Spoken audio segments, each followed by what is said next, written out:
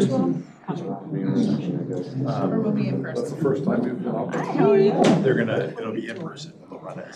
Thanks. It took me 23 years to finally say. Yeah, it has the virtual option, but we're, So I'm happy. You're being I held, didn't see Mary. it. I don't know this.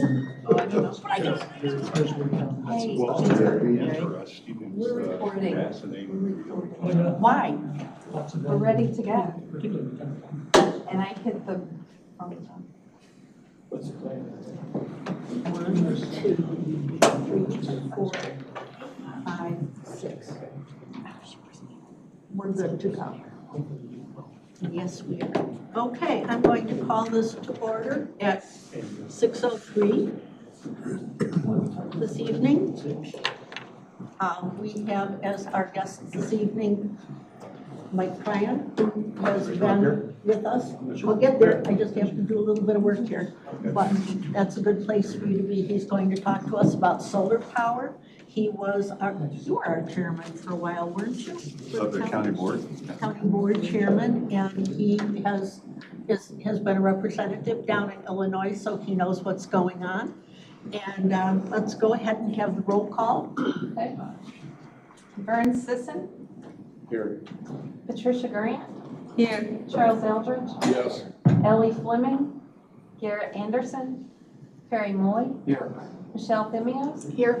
Taylor Johnson, Randall Zaleski, Nancy Glissman, Carolyn Campbell, Here. Adam Wallen, Melissa Adamson, Here.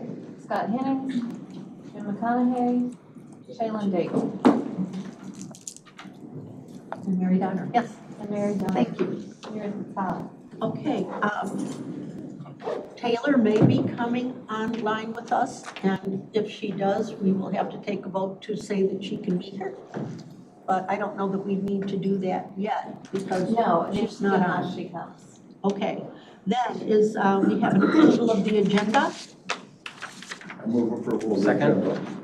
Charlie and Perry.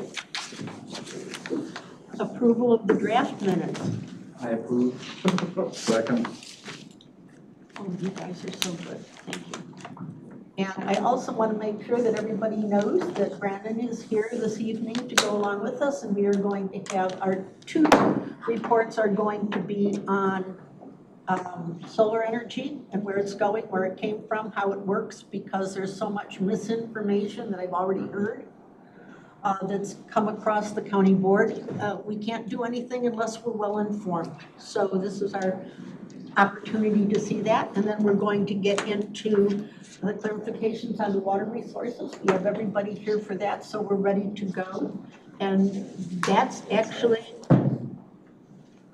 my comments for this evening.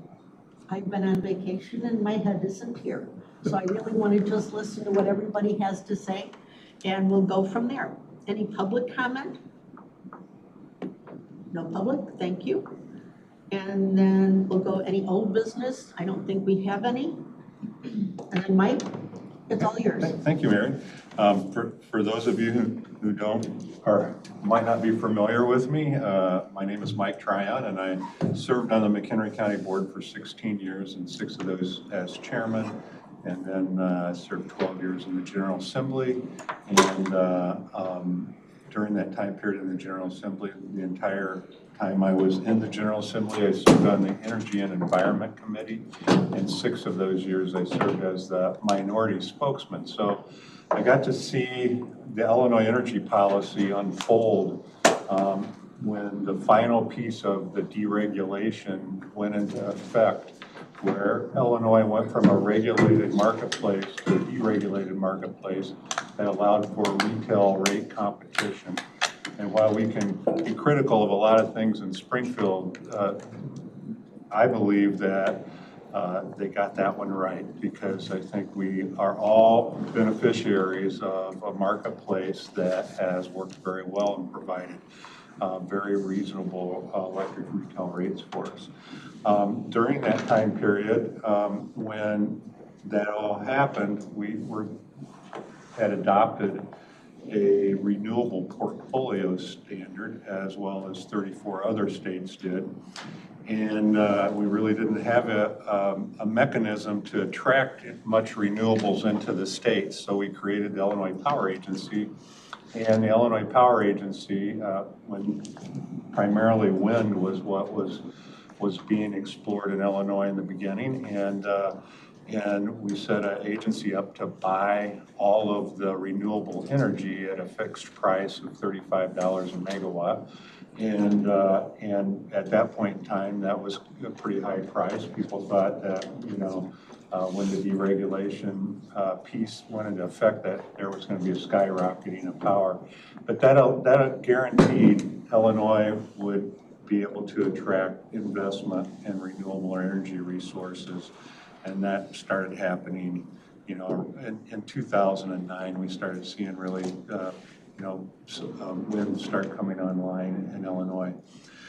Then as we went through different energy policy decisions, we became more committed, not only in the state, but nationally to reducing our reliance on carbon fuels. And we were lucky in Illinois that we had nuclear generating facilities that are carbon-free, and we're generating a substantial amount of the power being used primarily in the Chicago metropolitan area. But to kind of understand where we're going to go and how we got in the position we're in today, you kind of got to understand that if you roll the clock back to the late 70s, the 80s, and even in the early 90s, we were experiencing limitations on our power supplies. And if you can remember, we used to hear about brownouts. We used to have brownouts. There were just entire periods of time where there wasn't enough electricity being generated to meet the demands. And FERC created an order that really consolidated the transmission industry and created independent regional transmission operators. And from that, the terms that you hear are things like the PJM, which is the Pennsylvania, Jersey, Maryland transmission system, which is what we're in. MISO is Mid-Continent Independent System Operator, it stands for. And that is what the rest of the state of Illinois is in. And that actually runs from Winnipeg all the way to Texas. And the job of these transmission company operators is to essentially make sure they purchase the cheapest power, that they forecast the demands accurately, and that they're charged basically with making sure that we have reliable supply of power. And it wasn't that we didn't generate enough power, it's just that we couldn't move the power where it needed to be when it needed to be there. And this kind of allowed that to happen, and it allowed the deregulation of energy to occur, and where we could enter into a competitive marketplace. So what's happening now as we see the effects of climate change on the in total planet, we also are seeing the big users of electricity, making commitments to be net zero carbon. And right here in Illinois, we've had McDonald's has made a commitment to be net zero carbon by 2050. Caterpillar is going to be net zero carbon by 2050. And all of the Walmart, Amazon's going to be net zero carbon by 2035. So as we began to develop policy in Illinois, it kind of was around where the demand in the marketplace was going. And so we made the first major change under the Rauner administration, which was the Future Energy Jobs Act. And that was also to be able to allow the continuing operation of the nuclear power plants. And you have to understand that the nuclear power plants generate the same energy at 2 in the morning that they generate at 2 in the afternoon. And as our wind primarily was beginning to develop, it's more efficient in the evening. And Exelon was finding itself in a position of not having a way to move their energy, and we're having to pay tariffs to the transmission operators that are having to find buyers for electricity at reduced rates, actually rates that were less than it cost them to produce And they were, you know, in the process of beginning to, you know, look at decommissioning 3 of the 6 nuclear power plants. So, so we were able to put together policy in the form of the FEJA bill that would subsidize the nuclear energy portion of our energy generating portfolio and make a commitment to bring on as much in the way of renewables as we could. And what we saw there was a substantial amount of funding through the Illinois Power Agency to fund community solar and utility scale solar. Now, this is kind of an important thing on where we're going to go when we're going to talk about land use. The state of Illinois controls 20 megawatt generating facilities and down. Okay, so community solar is 2 to 5 megawatts that you can have. Community solar that is 2 megawatts, and they can aggregate up to, I think, 4 of those, and they can be, you know, installation on 4 different properties by one company close by in the same interconnect for about 8 megawatts. Then you have what the state would refer to as utility scale solar. That would be the amount of generating capacity that they regulate for a large renewable installation, and that would be an installation between 5 megawatts and 20 megawatts. And then the industrial installations can be up to 5 megawatts, and they can actually go above that with certain provisions. So that's what we began to see. We saw a very big interest in McHenry County and community solar for the installations that were 2 megawatts or aggregated up to 8 megawatts in 2017 and 2018 because there was money available in the forms of renewable energy credits and grants. And what McHenry County finds itself in, which is an interesting position for us, and there are some that probably might disagree with that and think that it's not a good position to be in. But what we have is we have tremendous ability to interconnect where there's land available to construct renewable energy facilities. So if you look at our transmission lines, we have 345 kilovolt lines that come through the county in 2 different places. And the big interconnect that we're looking at now is actually, it's in the actual interconnect site is in Boone County, but it's right where Boone and Kane and McHenry come together. And Duke Energy is doing a 300 megawatt facility there in that area. 300 of it's in Boone, and the remainder is in McHenry. And that will be bifacial solar panels. And they'll generate, you know, on 300 megawatts is its maximum generating capacity. You also need to understand that in renewables, that's the nameplate capacity. So the nameplate capacity is what that can generate on its best day.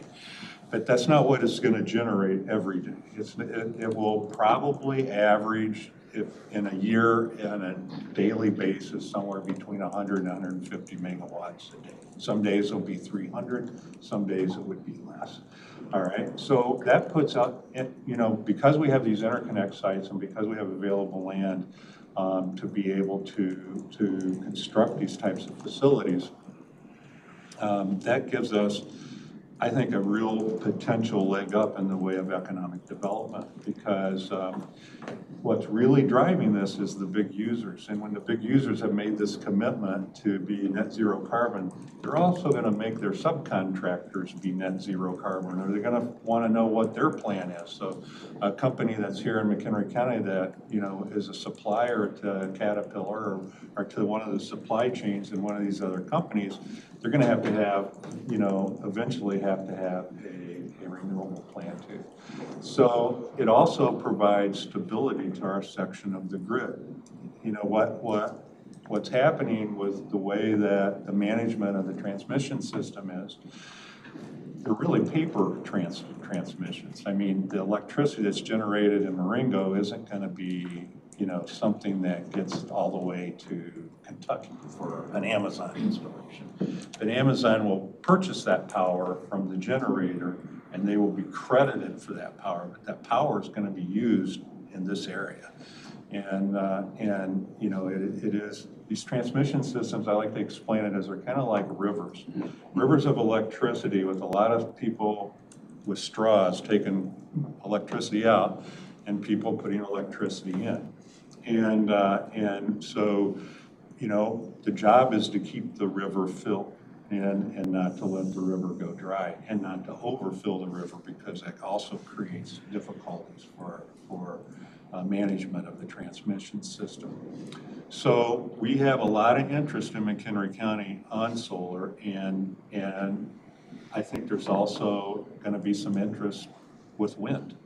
And if you look at the Marengo Ridge area, all the way that section into Boone County, that's kind of an area that I'd be surprised if somebody doesn't come in with a wind application sometime for that.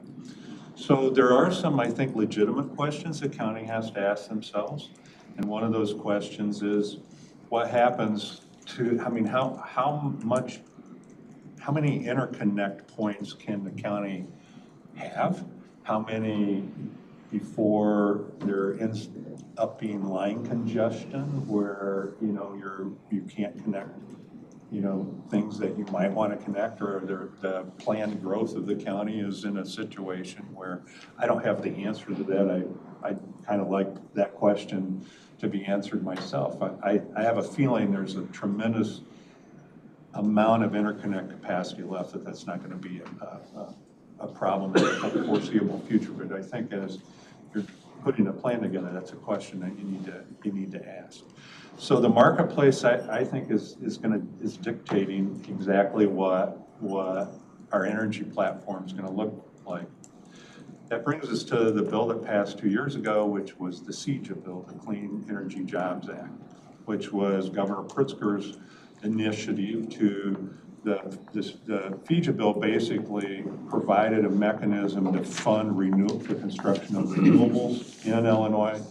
The CEJA bill built upon that, but it also put in place a very aggressive plan to eliminate carbon generation in the state, or to substantially reduce it. So put this in perspective. Byron, which is a nuclear generating facility that we're all familiar with, generates in its nameplate capacity about, on a given day, its maximum capacity would be 2,300 megawatts, okay? Mary asked me, what's that equate to in homes? So this is a number people like to throw out. It's not a great number because homes aren't just how we use our energy, right? But that would generate enough for about 1.7 million homes, okay? But we use a tremendous amount of energy in our industrial applications and a whole host of other things that we don't think about, right? But we also have 28 coal generating facilities, which each have the capacity. Generally, there's not just one coal generating unit there, there's two. And those will all be retired by 2030. That is what the CEJA bill put in place in the form of statutory policy. You know, it also will allow for the operation of a couple of plants until I think 2035, and then I think the Prairie State plant, coal plant, will operate either to 2040 or to 2045. But there'll be a substantial reduction in generating capacity in Illinois. Also on that horizon is the age of our nuclear fleet, and that's 1970s and 1980s technology. And you can't modulate the production. You can't say, okay, you know, at 2 o'clock in the morning, we're gonna shut off one of the reactors. You know, I mean, that's not possible to do. We're starting to see the development in Europe of the potential for advanced nuclear reactors, which are more like submarine nuclear reactors that can be modulated and managed a little better for you know, the type of energy platform where I think we're going to in the future. But we are facing a substantial reduction in energy generating capacity. So the question becomes, can the transition between the retirement of the coal facilities and the ability to bring renewables on work together and actually coincide without having to start importing more and more power up from outside Illinois and paying more and more money. But, you know, to give you an idea of our fuel mix here, we're still reliant in the PJM grid mostly on gas and electric and nuclears. In our area is 53% of the fuel mix.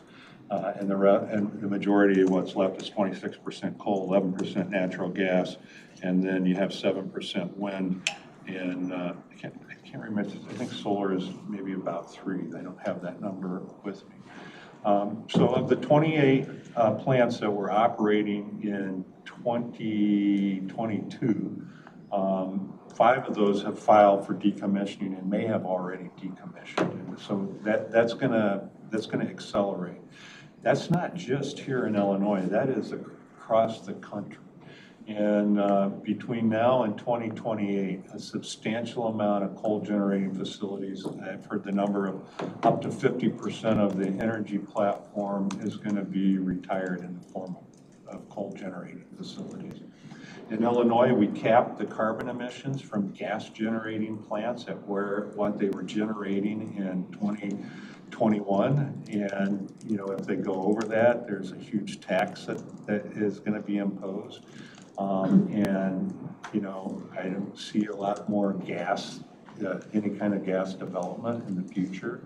So we're relying heavily, I think, on what our nuclear generating capacity is in Illinois and our ability to bring in renewable projects all over the state. I know there's a lot, and I was surprised to see the state reduce the control that county governments have over the siting of these facilities, because I do think there are legitimate questions such as interconnect capacity. Maybe you have a land use plan that has economic development in an area that you know is going to be also a competitive piece of property for development for renewable energy, and they've kind of taken that off the table for you to be able to make some of those decisions. But I think it's an envious position for McHenry County to have interconnect capacity and land to be able to develop renewable energy, and I think that will pay dividends for us in the future. So Mike, there are different types of solar energy other than what we see down on Charles Road. Is there something that we can do to get industrial sites to start? They've got all those big, huge flat roofs. Absolutely. That we could accommodate solar energy that wouldn't be on the flat ground where, you know, trying to do cover crops underneath, and if they don't want to do that kind of stuff, we no longer have the capacity to say, yeah, you have to. Then they'll just go, yes, and what? But are those kind of things becoming more apparent or more easily done, that we could start some kind of a way to encourage our commercial? Well, there's money available through renewable energy credits and through the Illinois Power Agency to help fund that.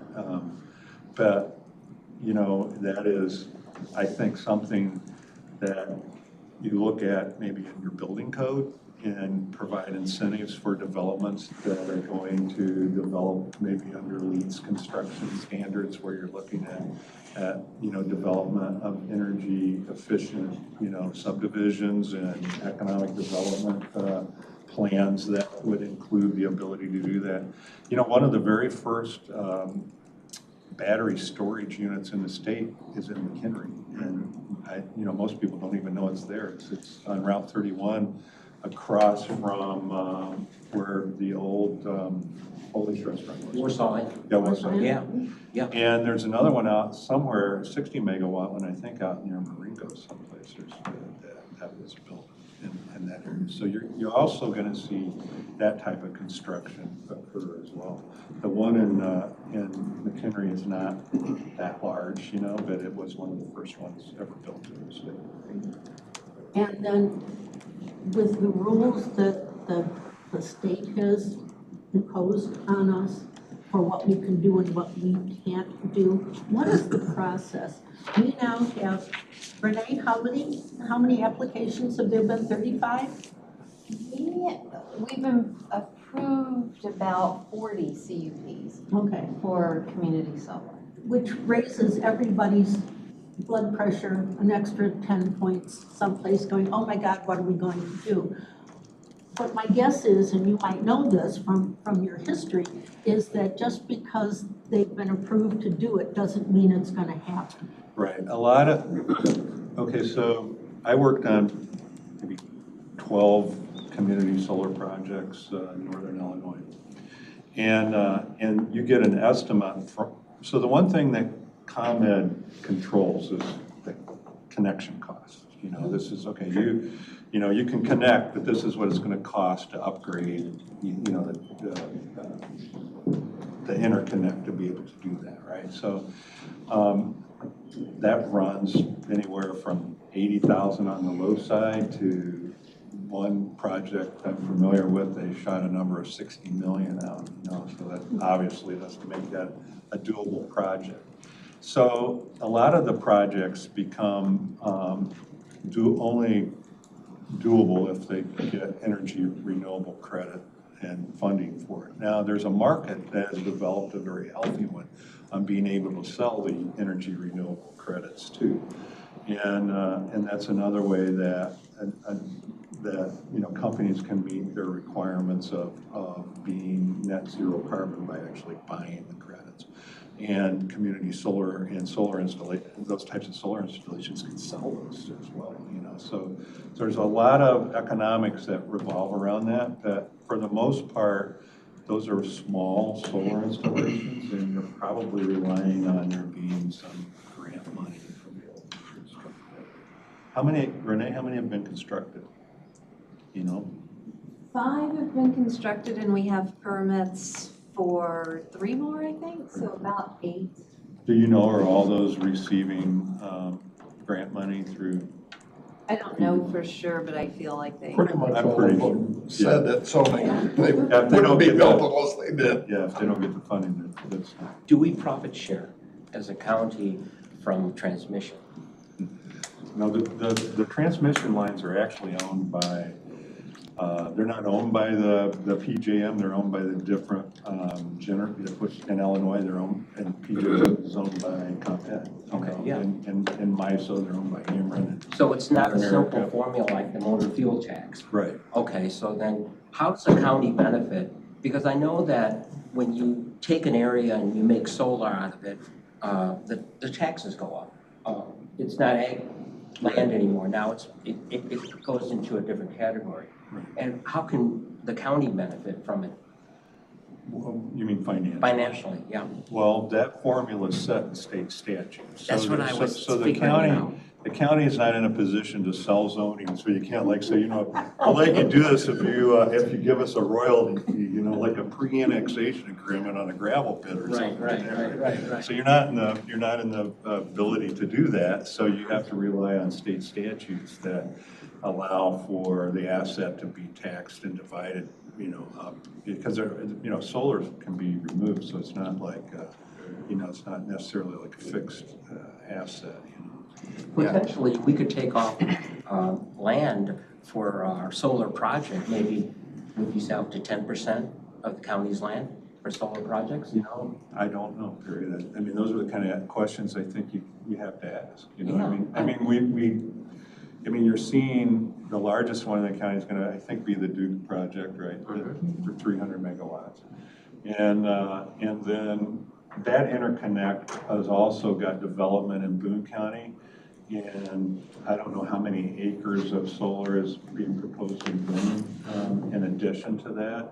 But I think there's probably 5 or 10 things in the queue that go into that interconnect. They're just not all from. Like a gravel pit, does it have a reclaim component to it? Because a lease lasts for 20, 30 years, and afterwards, you can, take it away and you have to bring it back. On solar, I mean, I can't, and I don't think anybody knows for sure what the energy platform looks like in 50 years. I mean, Right. advanced nuclear, might have hydrogen generation and things like that. So right now, the solar panels are the life of solar panels, 25 to 30 years. That technology keeps getting better and better, and the footprint keeps getting better and better, I mean, they can generate more with less space, that type of stuff. But at the end of the day, they'll either remove the solar panels. I think each one of these projects has some type of decommissioning account that to make sure that the county's not left holding the bag on Exactly. that, right? Exactly. And then that'll go back into farmland. And one thing that solar does is it actually lets that land regenerate, instead of being, constantly farmed.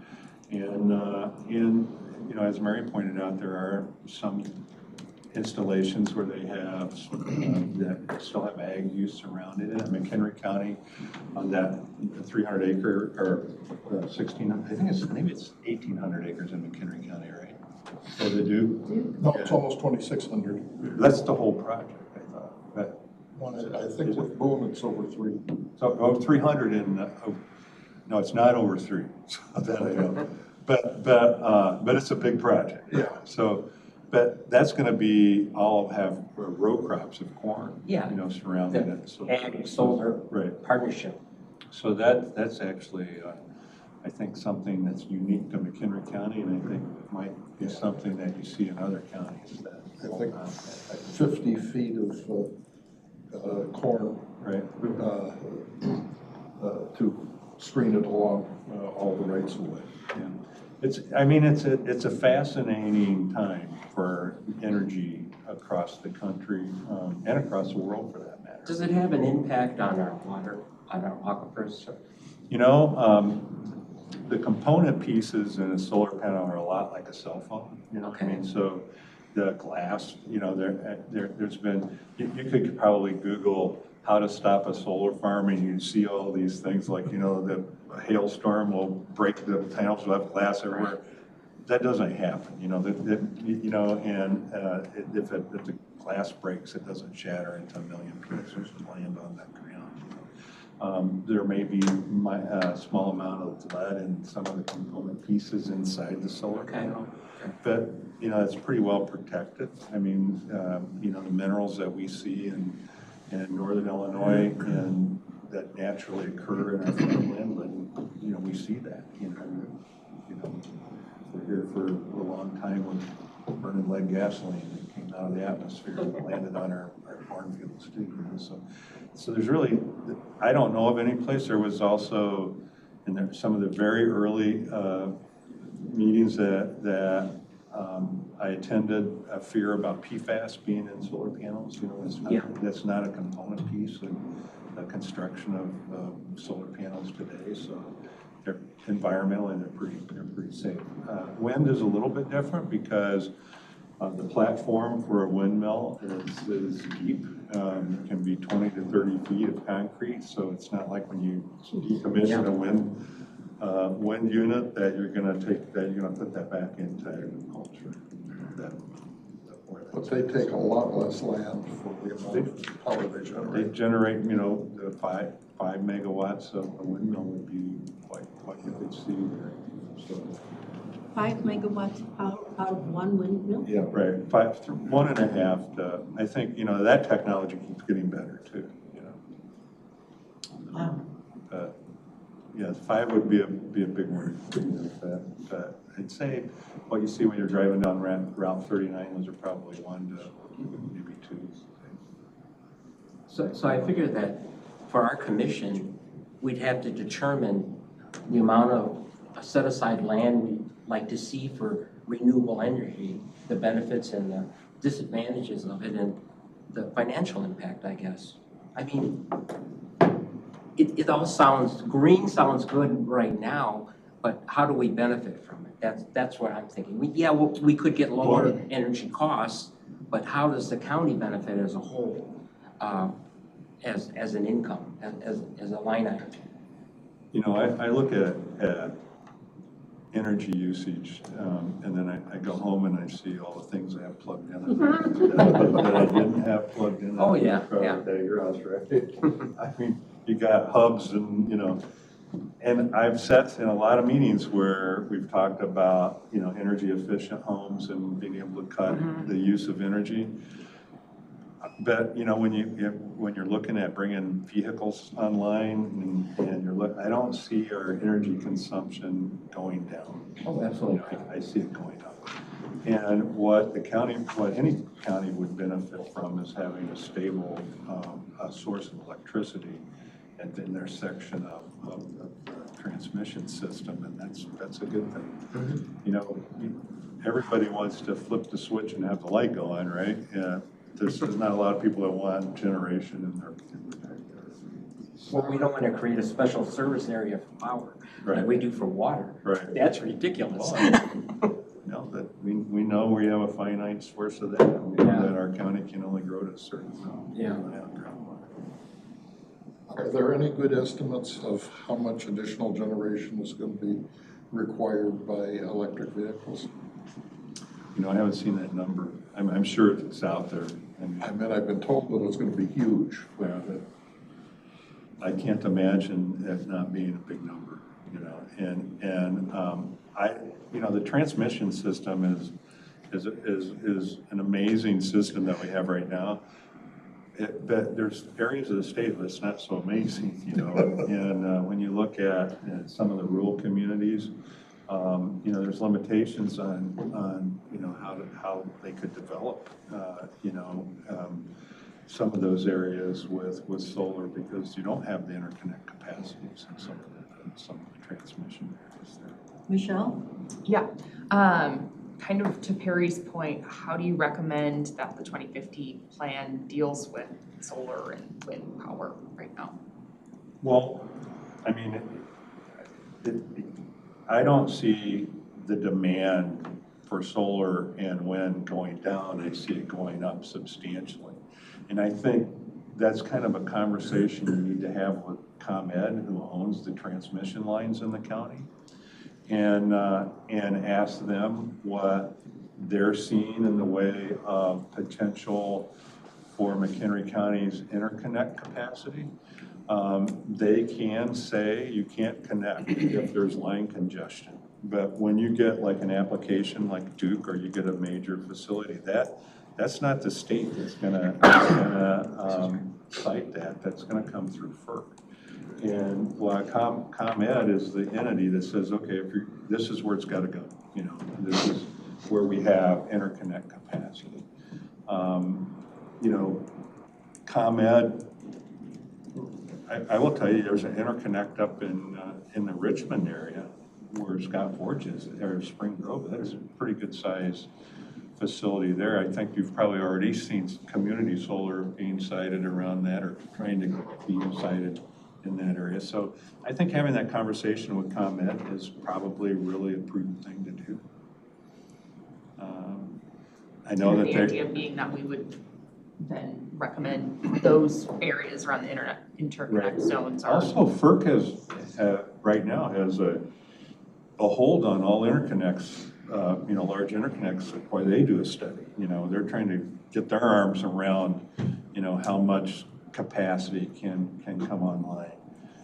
Because you can't have too much and you can't have too little, you know. And their whole job is to basically provide the cheapest power and reliability is like their number one thing. They're charged with making sure that the electric supply is reliable. Go ahead. One more question. I haven't been following this as closely as I'd like to, but it's my understanding that county isn't allowed to say no to solar I think there's a few things that you could, that, you know, I don't think it's that you can't say we don't need it, you know, you can't say we don't like it because, you know, you know, you have to have, I don't know what those are because I'm not that familiar with the new state law. So we could theoretically put parameters around, Right. this is where we want Well, it.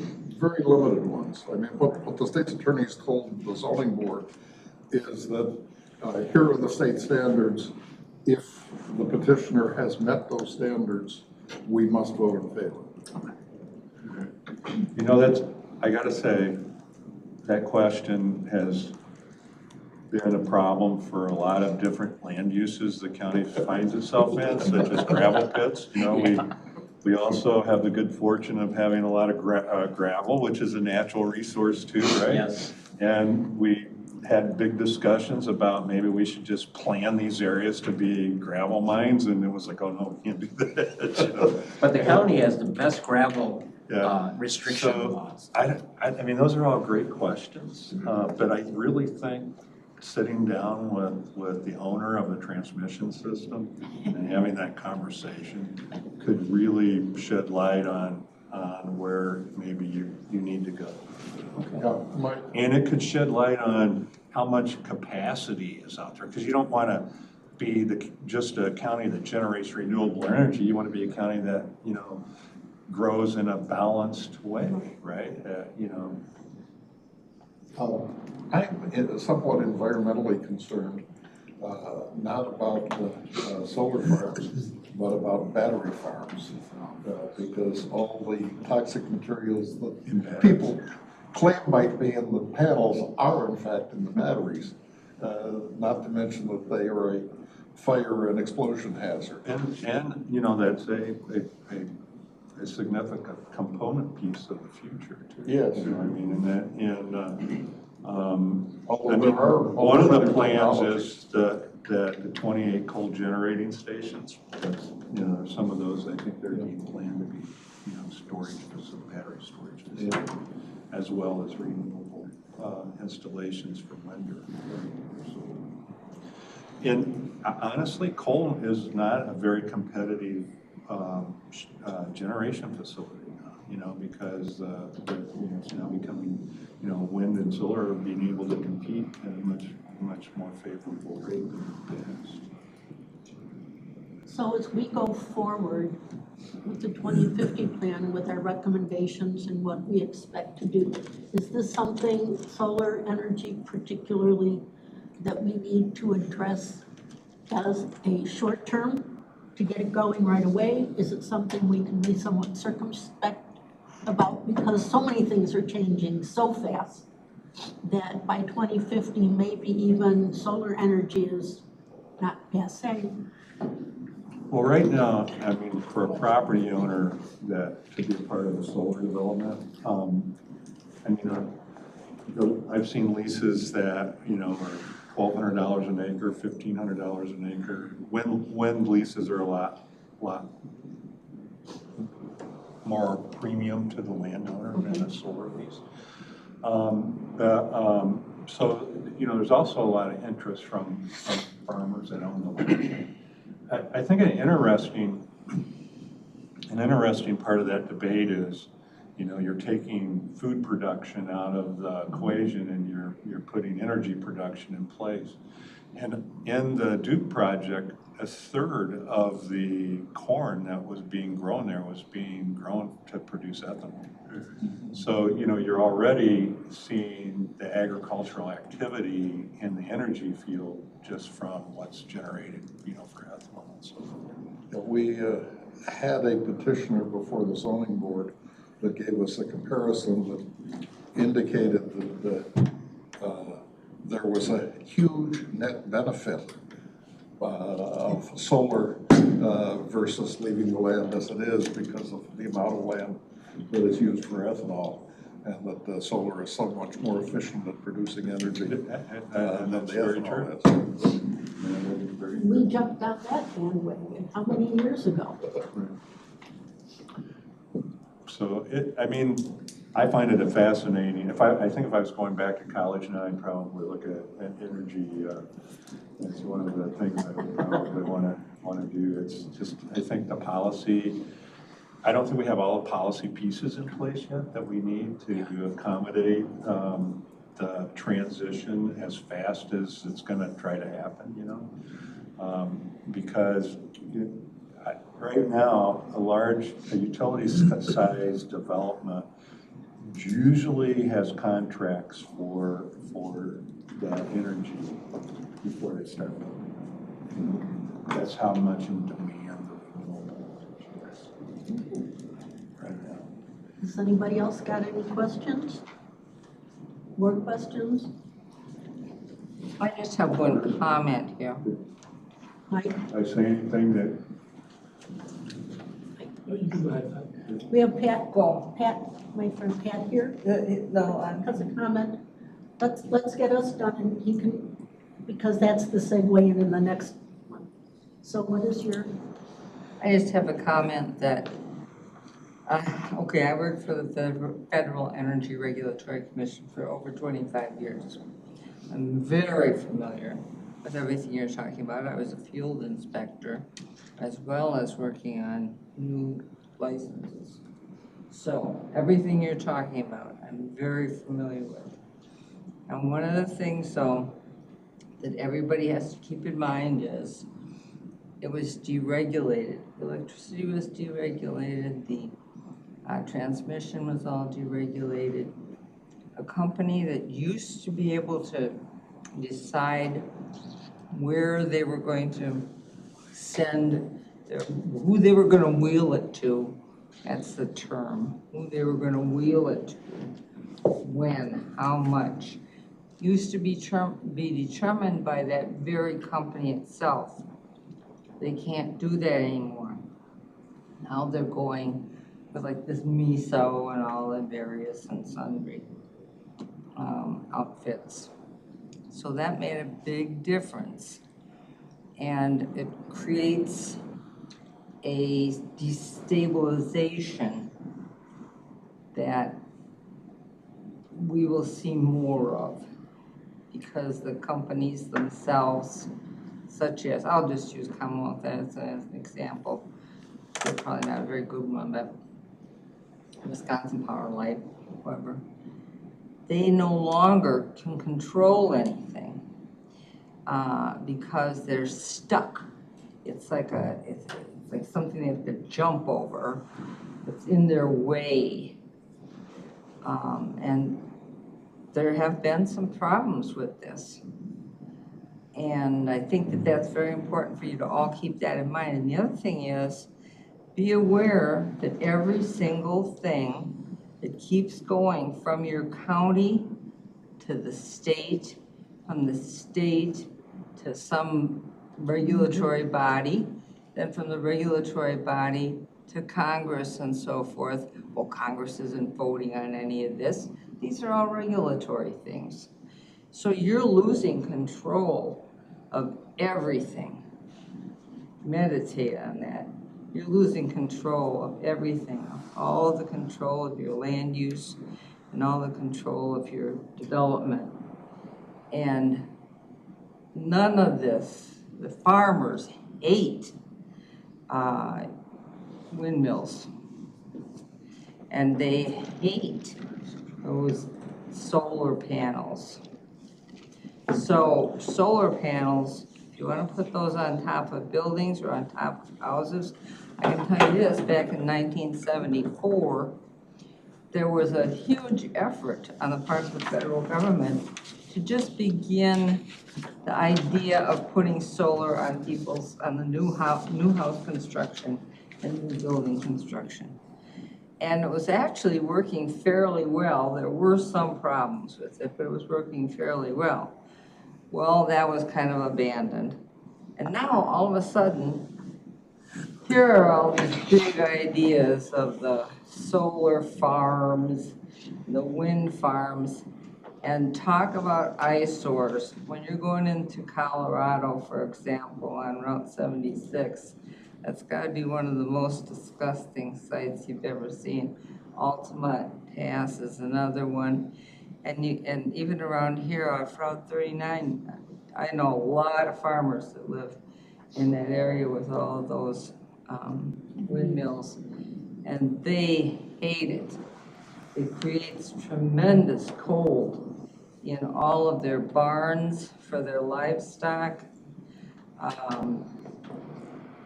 And if you understand what I'm gonna say, like for instance, when a cow calves, her baby can be frozen before it even is able to breathe. This can happen because of these windmills that are only a matter of feet away sometimes. And it's sickening, I'll tell you what, it's sickening. I saw one with all 4 feet frozen, well, it had to be butchered right then and there. That gets old. And so these are the sorts of things that you have to be aware of, and also the fact that people are going to get pretty darn sick of all of the problems that are going to start happening. I haven't heard one single word about true conservation, and I mean true conservation, like going back to the way that we used to do things not that darn long ago, where you shut off the light when you leave the room, and you don't need to have 6 computers at your house. These sorts of things, this is very, very important, and it's all I don't see that being addressed at all.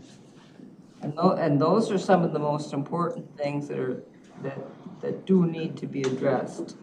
As far as the FERC is concerned, the FERC spends a lot of time evaluating what is gonna work and what's not gonna work. And FERC is Federal Energy Regulatory Regulatory Commission. I was going to ask There's you that FERC and before. NERC and PERC and. All those They got anagrams. a lot of Well, now we've lot got point and integrated, counterpoint. So, fingers you in know, the program. we've got both sides. I grew up turning off lights all the time. I don't have many lights on in my house, but the ones I do have go on automatically, so I don't care. And they go off automatically. So with that, Mike, it's almost 7 o'clock. I'm going to say thank you so very much. You know, Thanks, Mike. I should tell you, these are all just my opinions. How's that? That's good, Okay. that's good, but Thank you're familiar, you're familiar with the state, you're Well, familiar it with is the changing. I county. mean, it's. Everything changes, Everything's. and some of this is it's going to be changing quicker and quicker. You know, it took a long time for us to get away from the horse and buggy to get to the Model A and then to the Model T and then all Those of are a our sudden. trade applications, you know. Yes, and now we've got Mustangs, and we've got cars that go, 600 miles an hour, why not? But thank you again, I really appreciate it. So, Our new transportation. new transportation, anybody have anything else to comment on at the moment? What's that? I said, does anybody else have anything to comment on at the moment? Otherwise, I will turn it over to. I'm so sorry, I'm The still on consultant. vacation. general. Oh, my Lord. That guy over there. That guy over there. You're on Netflix, aren't you? And for giving me an extra 5 minutes. All right, there we go. Thank you.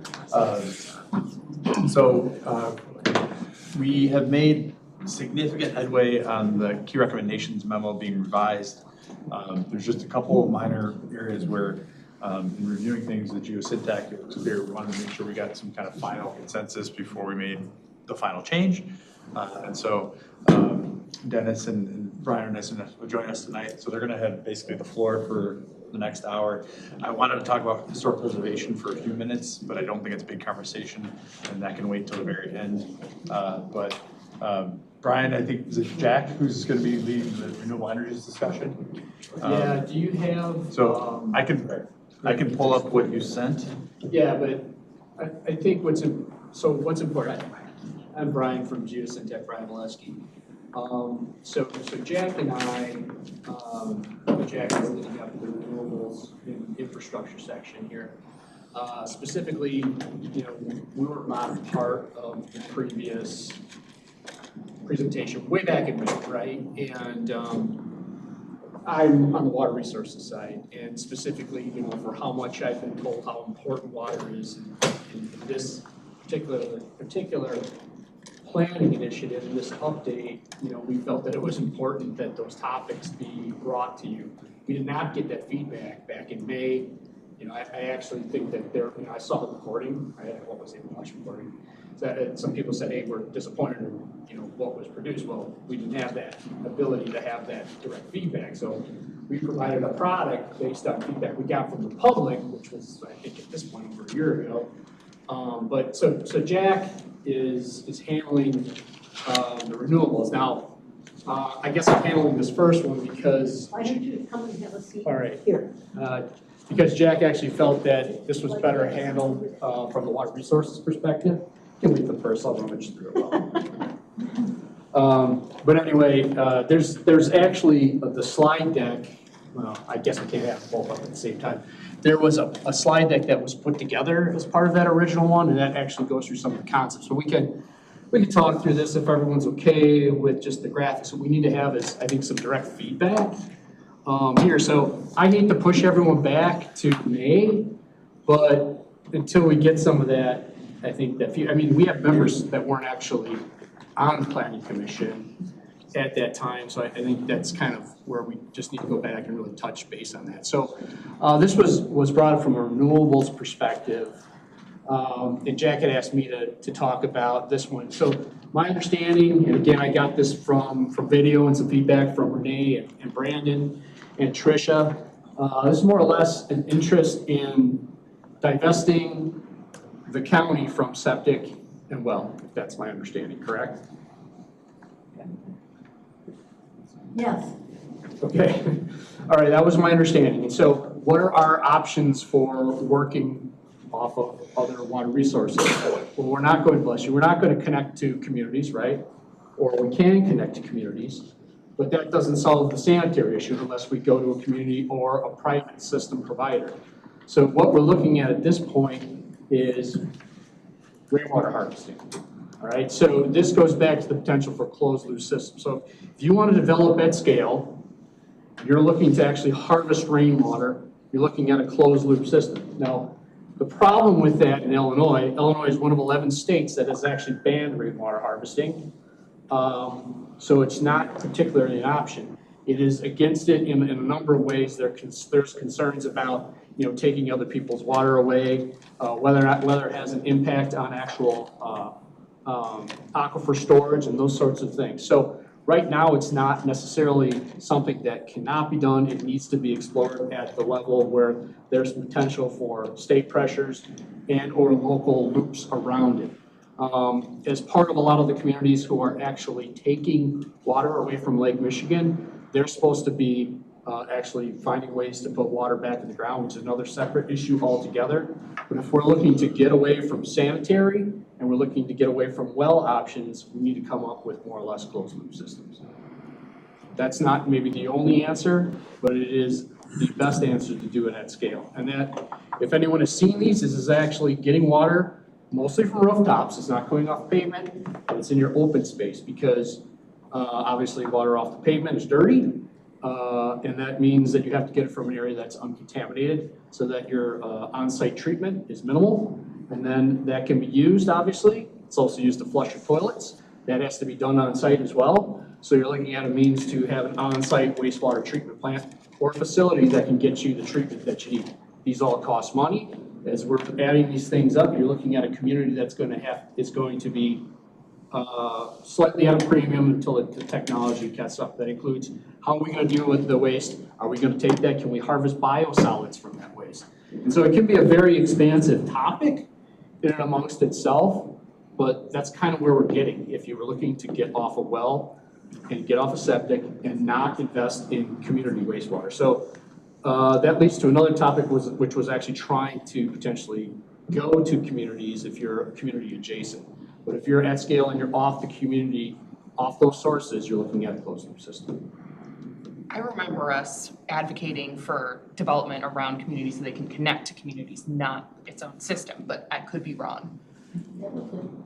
There was a topic where we talked about that. I think we recommended, and I actually talked to a couple public works directors. They said that, at least the ones I talked to, there is no rule against that. Now, the question is how, that community's gonna have to, why would they not wanna annex you, I guess is the question, right? I mean, so it's not that it's not doable. It's gonna be, the community's gonna ask the first question, well, why don't we just annex them and incorporate them in the community? So it's not, I'm not saying no, I'm just saying it's a question for the community that you're working with. I think when we were talking about it, it was for new development, that we would want that to be connected to some communities, and we don't want that to be like a subdivision out in the middle of nowhere that only has well and septic. I think that's what we were talking about. Okay, because that's a little different than what we were just talking about Yeah. before, which is creating an entire wastewater water Correct. system for Sure. unincorporated areas, which is not, I don't think, the conversation that we had here. Okay. So this would be about remedying kind of current issues with well and septic rather than promoting new. Yes. Is that to clarify? But again, if you're gonna run into that, you're gonna run into that situation, and I would actually suggest that if I'm a community and I can't annex you directly, then it's just a question of why would I not raise your rates if you're not part of the community, and you would have a higher hookup fee or a higher fee just to have it pumped to you, or a recapture agreement that's higher. So I'm not saying it's not doable. It's gonna vary from community to community. But that's one of the potential issues with that. So we can revise that to be more community adjacent. I think that was a separate issue that we had brought up at one point. So that one's probably a little off kilter there. Carolyn? Were there any discussions about what happens when systems fail? Like if somebody currently on well and septic, I don't really recall the entire conversation, it might not have been here, but, When you build, no, so people in unincorporated areas, everyone is on well and septic, so, when you build in the rural areas, when you get your permits, you have to have a zone, you have to be able to have a half acre of septic. So if you have a 1 acre parcel and you've got this and you've got your septic here, well, if that one goes, you gotta have someplace else on your property to be able to do it, and that's part of the process. no, I understand that, I'm familiar with the, And that's what changes. So if you have a property that your septic fails, you should have the ability to redo it. How many times you can redo it is determined, I guess, by how much property you have. But I could be wrong.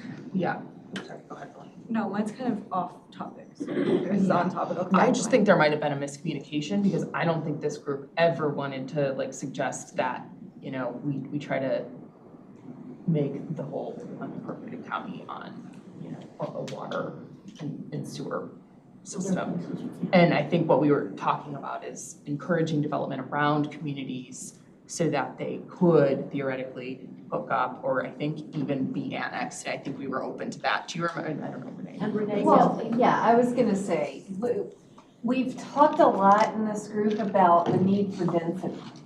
But the problem with density in our jurisdiction, if you're not annexing, is it's hard to get density when the design is dictated by private well and septic. So there's other alternatives, like the land application systems for wastewater disposal and those sorts of things. Kane County has used that in Fox Mill and Mill Creek. Those were developed as county developments. Saying they were kind of out in the middle of nowhere when they were first developed. But right now, McHenry County doesn't really promote those kinds of systems where you could build in the county at a density. So that's what we were asking for them to explore. Yeah, so Those like Mill Creek alternatives. has its own wastewater facility. right? So then, because otherwise, if we say, oh, we really want density, but that's gotta be the municipality's problems. Okay. You know, you've got to annex to build the way we want you to, then it's almost saying It's not a county development. there's nowhere In to reality, develop. It's just gonna be a community development. I Yeah, just, well, frankly, I'm fine with discouraging substantial subdivisions in unincorporated area going forward. I think we have an awful lot of unbuilt lots that have been previously approved. And I do not see the necessity for approving a whole bunch more. I mean, I don't know how the rest of the commission feels, but that sort of is where I'm at. I have no problem bringing that message to the county board, but what we're looking for here, what I had asked for when we talked is, if the county board doesn't agree with that, what are our alternatives? Yeah. Is there a more creative way that the county could develop instead of 1 acre lots with private well and stuff? Well, we also do have a problem, I think, it's been a small scale problem, but an ongoing problem in a few areas, the most notable being Wonder Lake, where an awful lot of the homes there don't have any possibility of a replacement septic system because of both their soils and how small the lots are. And what's been done there is not very environmentally friendly. And some sort of a solution, whether it be a plant or a closed loop system, as this gentleman was suggesting, I think would be very desirable to promote, as long as there's a big chunk of that area and other areas that remain unincorporated.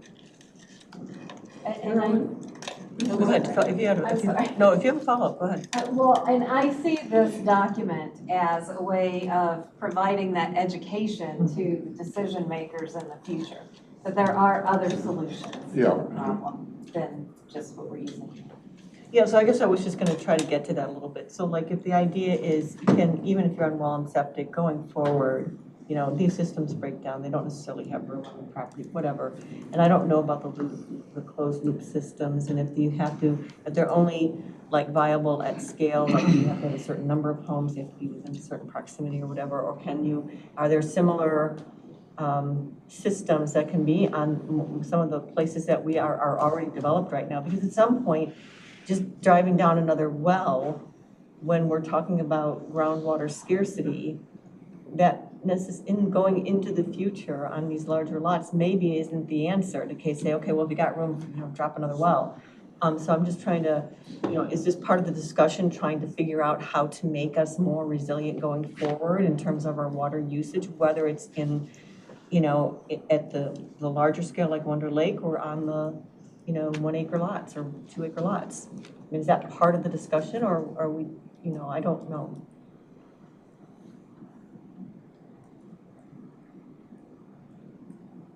I guess it would, okay, so I'll answer that. I'm setting you up. No, I really don't actually have an answer, but I would say that if the whole goal is the water resources, water preservation of our resources, we talk about, Mike Tryon just mentioned today, about growth and having to maintain a certain level of growth because of our capacity to supply water, then maybe this has to be part of the conversation. Where we have homes and water usage that is going to take us into the next 50 years, that helps us to preserve that water. And maybe if you have ideas about what can be done on a small scale versus the kind of developments we'd see at the county scale, and then maybe even talk further about like Wonder Lake scale, because that, even if it doesn't apply to us, it will apply to our municipalities. I would just like to offer, since our staff are the ones that do the permitting for the wells and septic, and I am not the expert on that, but perhaps it would be valuable to have them come in, or connect with you, right, to provide some context and some understanding of what the current process is, and they may be able to offer some additional education that would be beneficial for everyone. Sure, I mean, so Mike was here basically, and he was talking about, consumption of electricity, how we're supposed to be conserving energy, right? The water's no different. And then he's saying how, right, we're probably using more, we've got more things plugged in now than we've ever had plugged in before. So that's counterintuitive to conservation, but along those lines, we know how much the average person uses in water on a daily basis, right? So if you wanted to do closed loop, and again, we're probably going in a direction that we may or may not be interested in, we have to be able to harvest enough of that rainwater. Now, if you sit there on an annual year and you calculate how much your rooftop is generating with every rainstorm, it is a lot of water. Now, you have to have a place to put that, right? And I don't know if you've seen farmers in the past, those huge, not all those things are grain elevators, right? Huge cisterns, right, that they used to collect the stuff in for mostly for irrigation, for farm use. You can't drink rainwater, it still has to go through some sort of a treatment process. But, I mean, there are means to do this, and we've done this not in Illinois, we've done it for, I think, was it University of Missouri? We did a big thing on campus where they did a rainwater harvesting. Now, it's not a closed loop system, obviously, at that level, but it was meant to be a demonstration project, a lot of grant money to see if they could actually house an entire, I think it was a dormitory or something like that. I have to go back and look at the records, but that's the idea, is that instead of relying on some other source, you're gonna capture it and reuse it, and it's gotta go through the entire system, right? It's also gonna flush your toilets, and where does that waste go? But you could still, I mean, in theory, you could still have a septic system and harvest your rainwater, but that's counterintuitive to the kind of message we're trying to talk about if you're looking at sanitary and water service. Well, this is actually a very old technology. It is, I mean, this is a lot. My house was built where the gutters drained into a cistern under the kitchen, and that was the water supply for the kitchen in 1876. The Mayans did it way before then. Well, that's an old concept, I mean, Yeah. you would have to, but you have to sterilize the water still, right? I mean, and that's boiling the water at this point, but we have abilities of doing that, again, more gas use and more electricity to do that, In but. 1876, I don't think they did. I think they Well, the just- water was probably not atmospherically polluted at that time yet either, so. Well, that may I be. think we're Dennis had gonna- a comment too. Please. Yeah, we're bouncing around a lot on this topic, so I'm not sure if I'm gonna hone in or not, but I want to go back to Renee's observation that we thought what you were asking for in part is this notion of systems where it is land application and treated wastewater, like in Kane County. These are large developments. It's a total departure from how we've done things in the Kane County. Yep. And the key is density, and also, I'll add some other reasons Kane County did it. It's mixed land use, even commercial and shops in residential developments at a larger scale.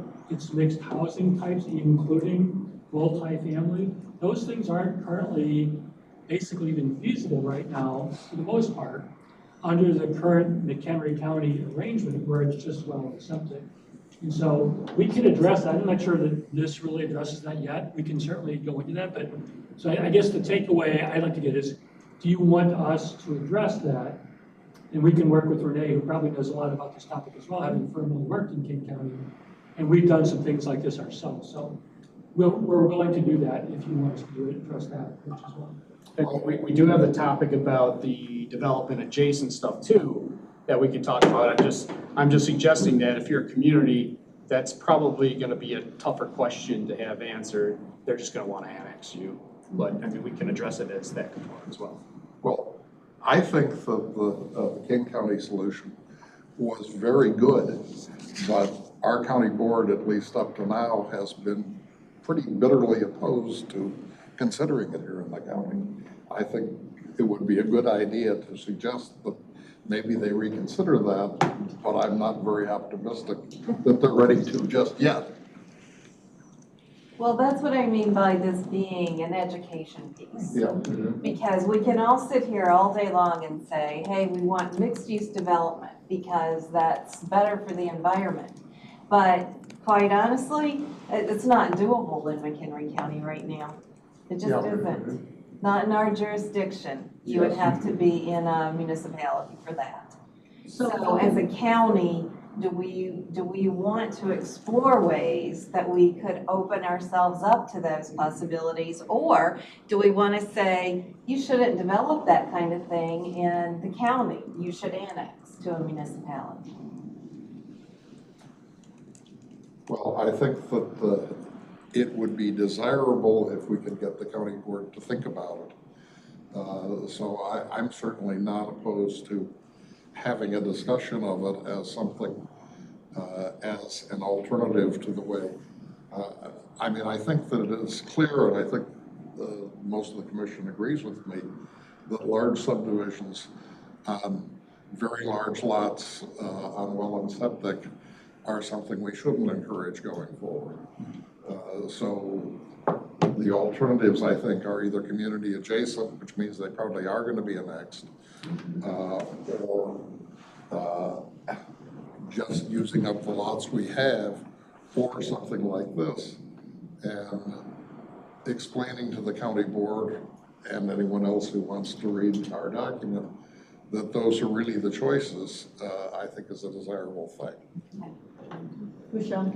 I think my confusion came from, like, I was thinking that we were suggesting we would do, you know, a private waste disposal service for the entire county. And I don't think that we should allow for that suggestion. So like, if we could clarify in the objective that it would be for like new development or something to that extent, maybe that would be helpful. I also think that the idea of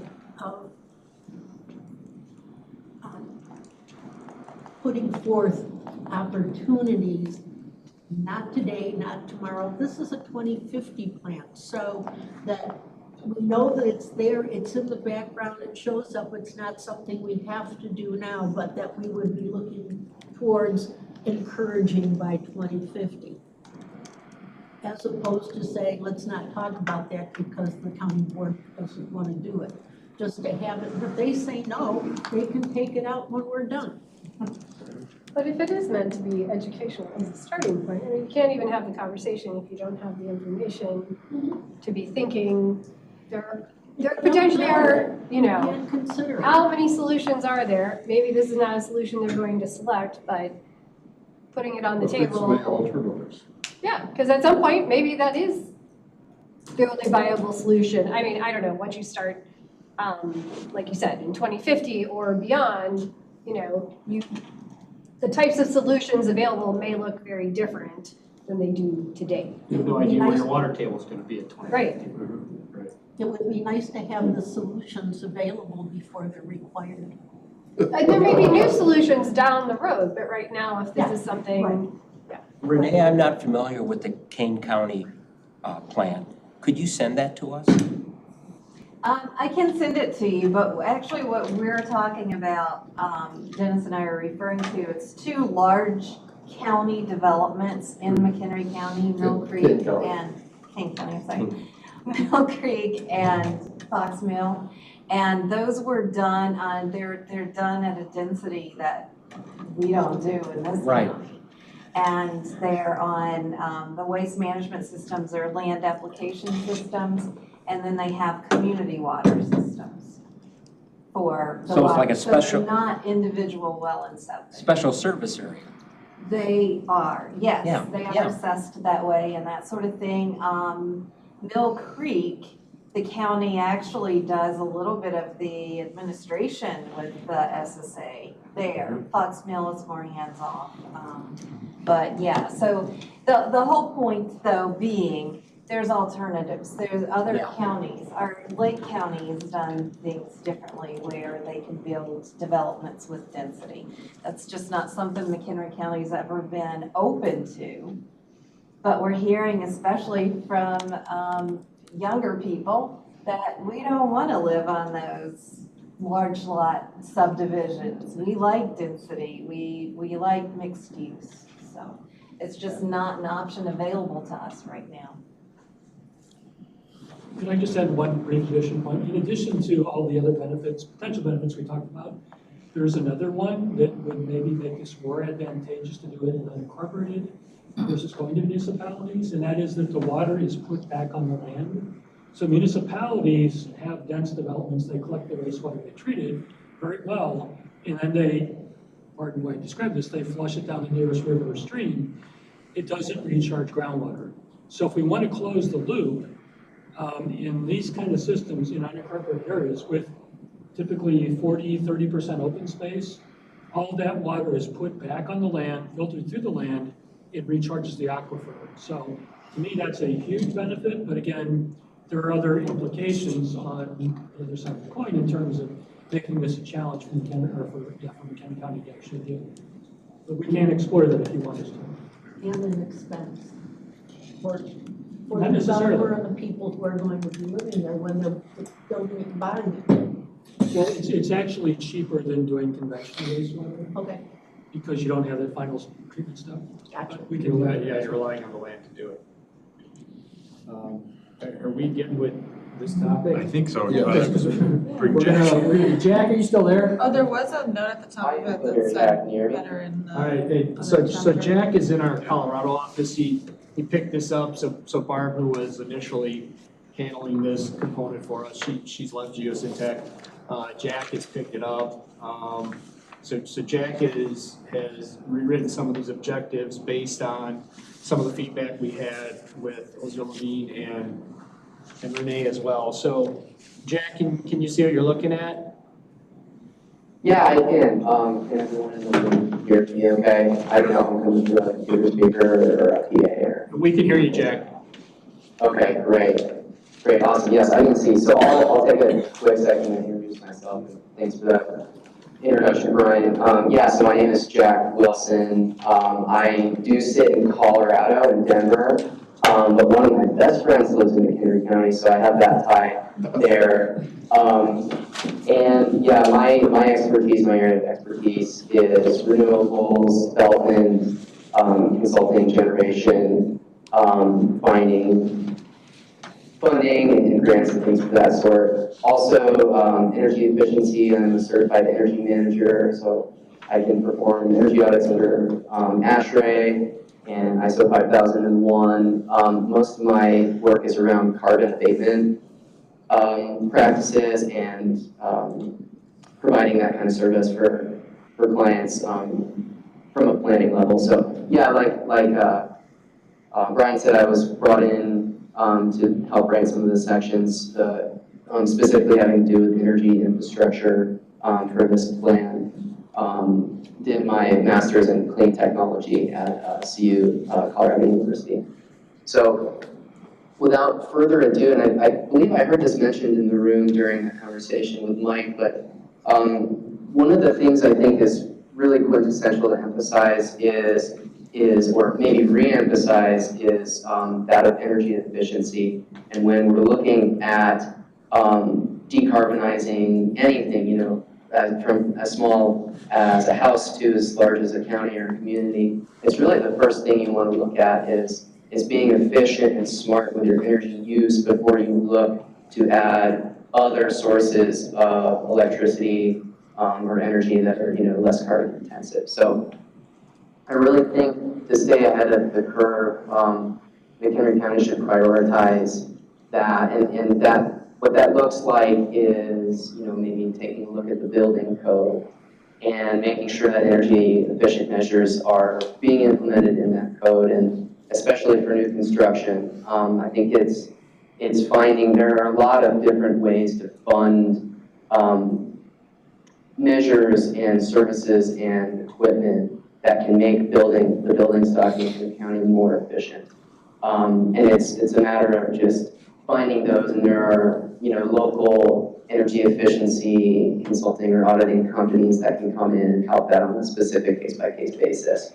And I think that that's the first step that developing energy infrastructure around should be based on. That idea of kind of a kilowatt that you can save is just as important and often less expensive than a kilowatt that you have to generate. So that's the high-level synopsis of this kind of objective 2 that you see on your screen right now. I heard LEED buildings mentioned earlier. I do think that that's an incredible opportunity for developing property value. You know, we can see property values increase by, you know, anywhere from 25 to 50%.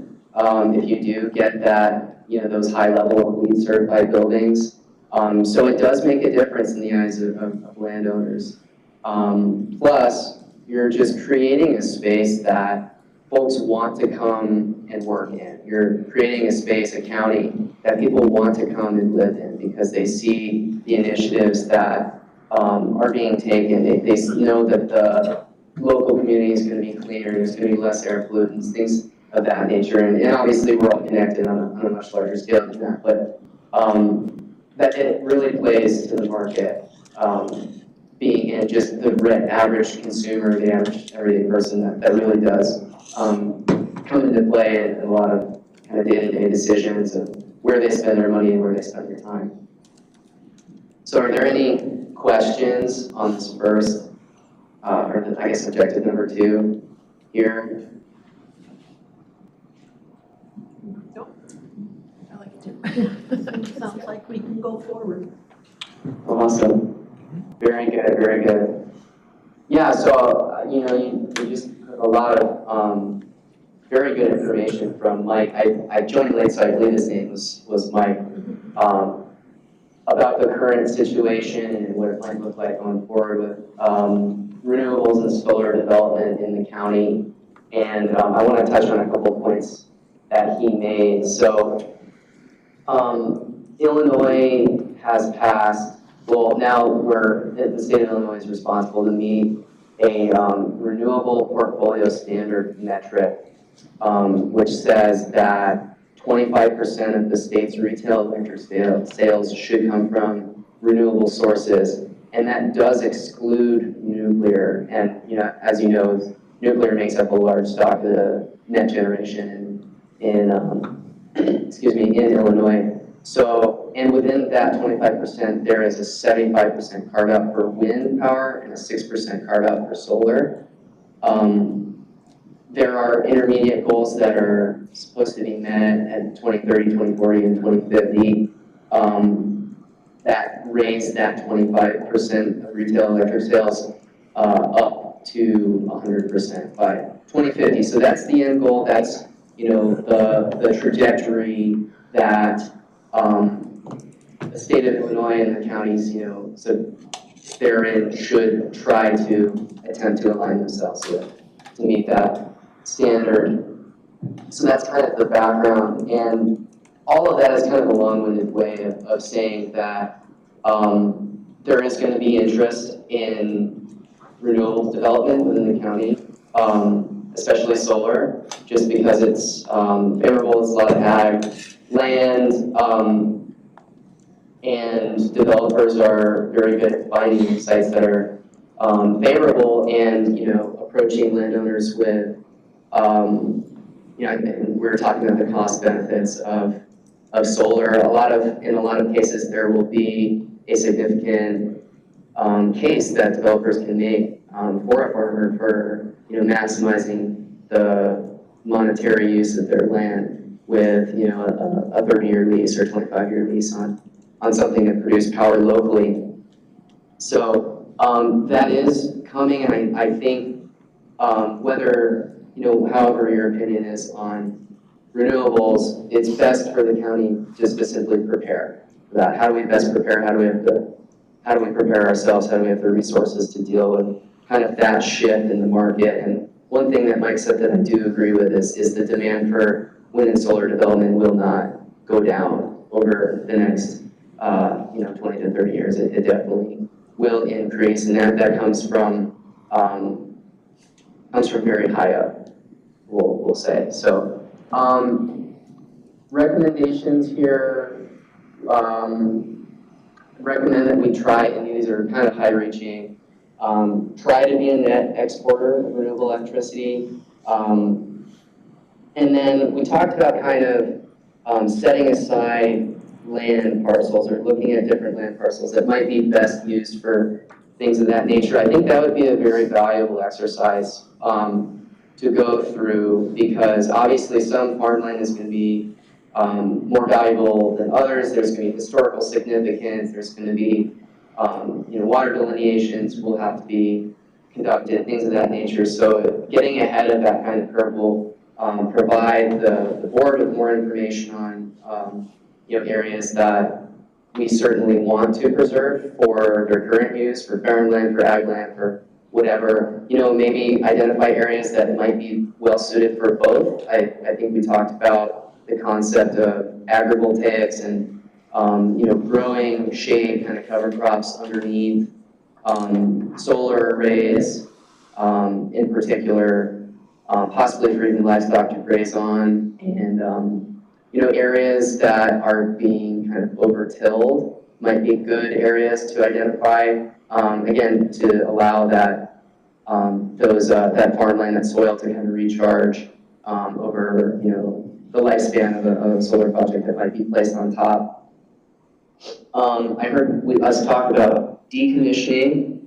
I think Mike made very good points that decommissioning for solar is much more simple than it is for wind power, just because of the physical structures, and usually decommissioning can be just a matter of months, and it can be a fairly simple process, and the land can be restored to its previous use without a whole lot of change or damage, if that's what the landowner's desire is at that point in time after the use of land for that renewable generation. So I think agrivoltaics is a great thing to look at. And also setting aside, or I guess just looking at different wind parcels that might be more favorable for traditional kind of development solar. But then another thing that I heard mentioned, which I really like, is trying to be proactive in finding rooftops or other retail space that could be good candidates for solar development. And why you want to look at those kind of areas for solar development is really twofold. It's largely underutilized space, like rooftop space, typically underutilized. And if I own a roof, why wouldn't I want it producing solar and reducing my electricity bill significantly, if not eliminating it completely as a business, and at the same time generating renewable energy credits that I can resell into the credit market, which I think will expand over the coming 30 years or so. And the second reason is because you typically want power to be generated as close to the load centers as possible. And if I have a solar array that's on a rooftop, say, of a Home Depot or of a hardware store or some other kind of large flat area, that electricity, literally those electrons in the lines, they're going to go back into the secondaries and be consumed by neighboring buildings or by that building, rather than getting exported to a neighboring county or getting exported to a different state on those high 325 kV lines. So from I guess looking at it from a different perspective, that energy that you're creating, that clean energy that has zero carbon emissions associated with it, is going to be used by county residents in the county itself, and I think that can kind of make you feel a little bit better about that kind of installation and putting up that kind of capital for something like that. I think that I'll stop there, I guess. Are there any questions on how to best prepare for renewables development in the county? Perry? Jack, I also think that we should have a recommendation to partner with municipalities, because most Home Depots are in cities. And we should encourage the partnership of, your word is agrivoltaic? Voltaic. Yeah, agrivoltaics, you got it right. Cool word. Agrivoltaic partnerships with municipalities, because we want to get them on board with the whole thing, and we want to partner with them on this solar and green concept. I think that would be a strong recommendation that we're willing to work with you. Yeah, that's a great point. I agree with that.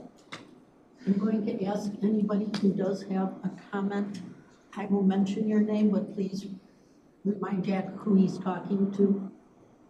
So I'm Mary Donner, I'm the chairman. And I'm the one who's saying, okay, Michelle, okay, Barry, okay.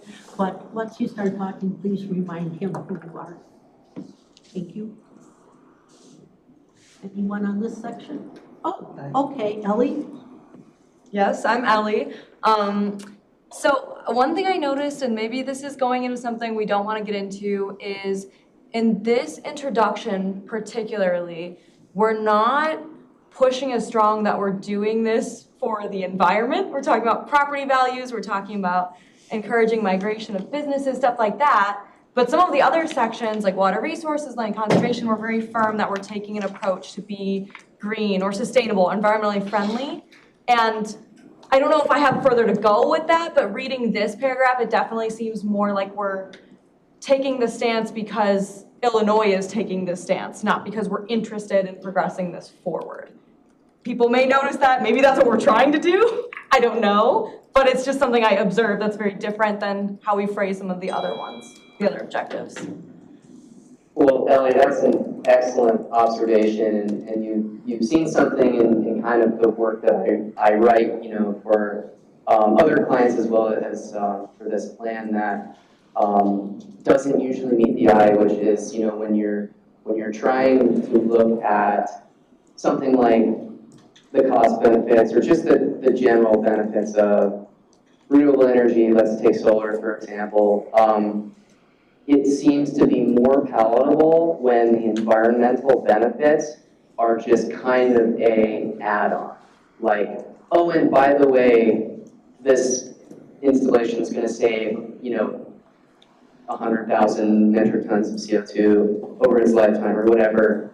Rather than leading with that, I think when I've led with that in the past, you see a lot of eyes glaze over and you let kind of preconceptions come into the conversation, whereas I think Mike mentioned this, but solar and wind development from simply a cost perspective are extremely competitive in the electric market today. They're more competitive than coal on a cost per megawatt hour basis, and they're just getting cheaper by the year as more and more R&D gets focused on these kind of technologies. And Mike mentioned another technology, modular nuclear developments. I think you'll see a large rise in that as a popular carbon neutral or carbon free technology moving forward as more and more R&D gets put into something like that, because the advantage of modular nuclear is, it's in the name, you can modulate it, you can control to a degree the generation so that it can match demand, whereas solar and wind, you don't really get a choice as to when the sun is shining or when the wind is blowing. And that's one of the major negatives against the conversation for renewables, from a technical perspective. But if it's palatable to the board, to the county, to its residents to play that environmental angle, I am more than for that. But there are other positives and other things to consider in that argument that usually I like to lead with because maybe they don't meet the eye quite as obviously. But that's a great point, Ellie. No, I think, just to finish it up, I think you're right, that does reach a larger audience and may capture the attention more. I just wanted to make sure we're all on the same page with that, what we're promoting. Sure.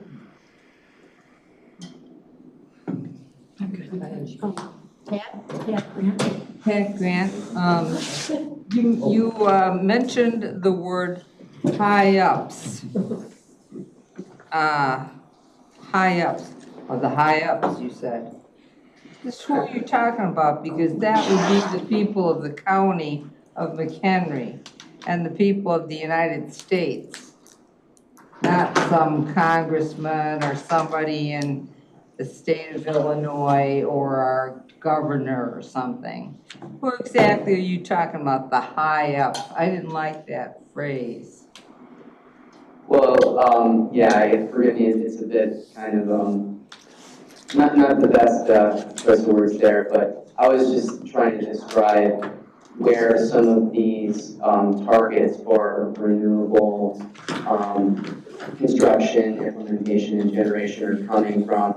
A lot of times they're coming from federal entities, a lot of times they're coming from bodies that are bigger than the United States. For example, the Intergovernmental Panel on Climate Change has published a lot of information regarding the global kind of pace towards global warming. You know, and right now it's at about 1.5 degrees Celsius above pre-industrial levels, and we've seen data and models that have suggested that there might be significant climate-related externalities related with global average warming at that pace.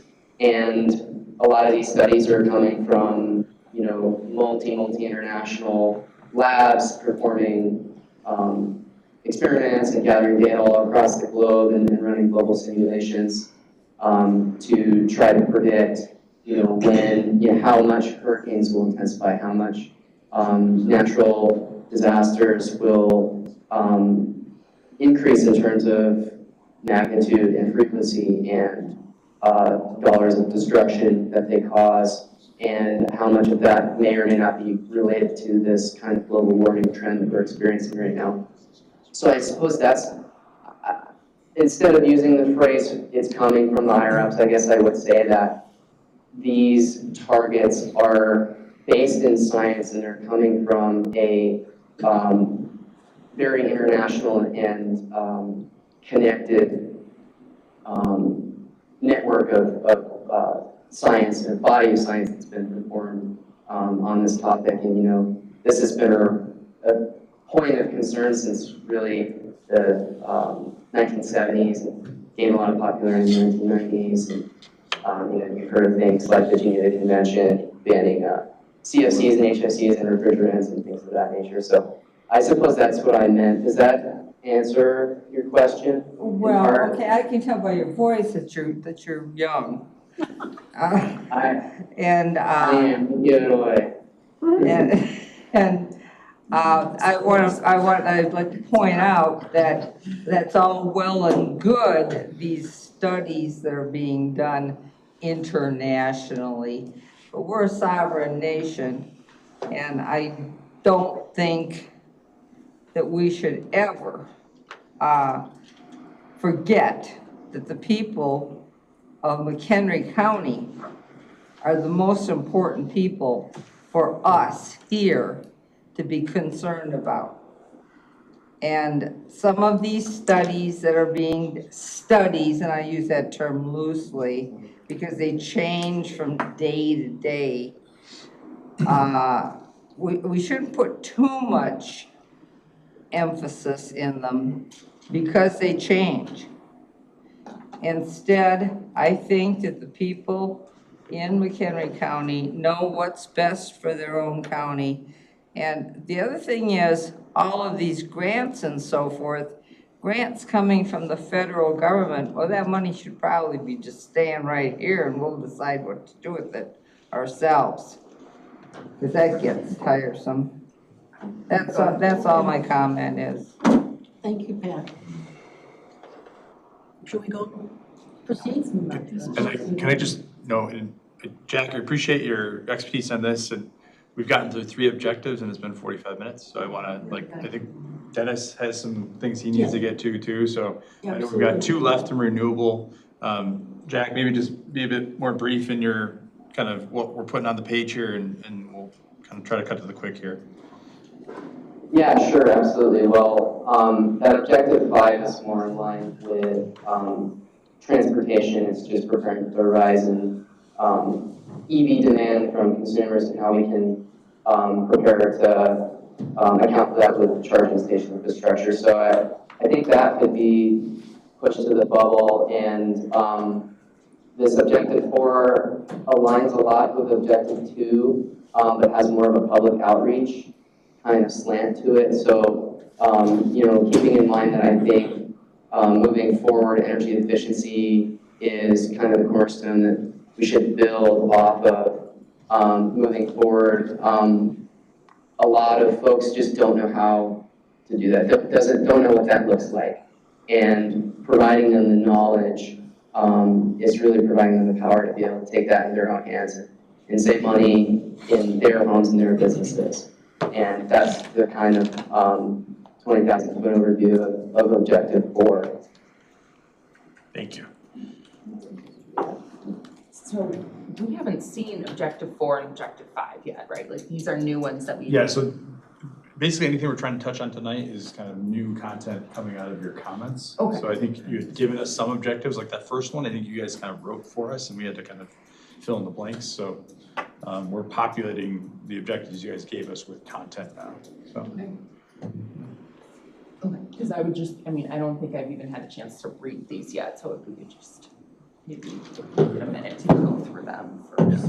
So the ones in green energy were just completed, so we weren't able to get to in advance. Okay. The rest of them, I think you should have.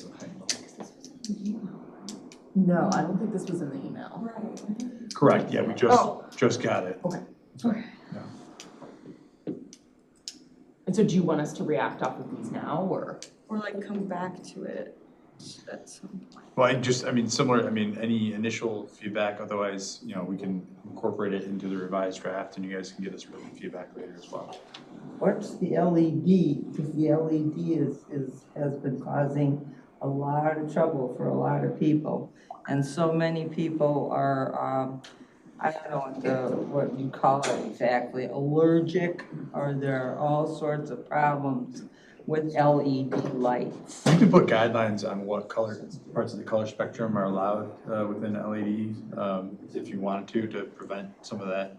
Like Well, I'm just telling you that, that everybody's going wild with these LEDs, and I've been reading an awful lot about medical problems that people are having with LED lights, especially since they changed the codes and rods in people's eyes. It has an effect on your eyes. So that's very dangerous, and I don't know, it just seems to me like we ought to. LED light rebulbing? Yeah, Jack can speak to this, but I think it's saying replacing, Oh, okay.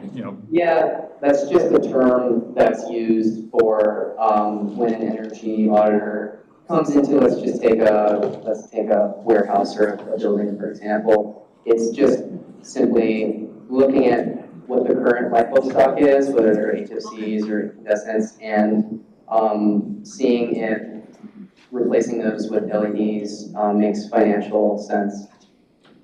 And it's obviously safe to the occupants of the building.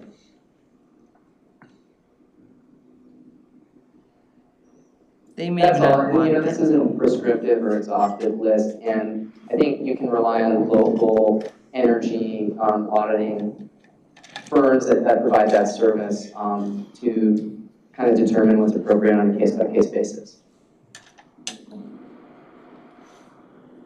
And on this section, I want to note that the text that was provided in the email that had the updated agriculture section does have additional language now on agrivoltaics, so basically solar as it impacts ag land. So Solutions in Land took that feedback as well, and they've addressed it in that section as well. And that you would have received by now. Okay. Dennis or Brian, I guess, I think you're gonna wanna go with Dennis, plus, Ed's here to kind of support this discussion. Great. Otherwise, you're not leaving, you know what I mean? That way it'll be cover Jack's stuff and hopefully Dennis's stuff. If I have to come at a different time, I'll come at a different time. Okay. And so we'll have a chance to like You respond. want to go back and get Jackson, and I can bring him along some other times you want to discuss it later. The last two objectives under infrastructure, we'll be able to like react off of those on our own time and send our responses to you, or? So the last one, yeah, I think we went through everything that's new is in this Word document. It's just the 5 objectives that we didn't get in enough lead time to get to you guys.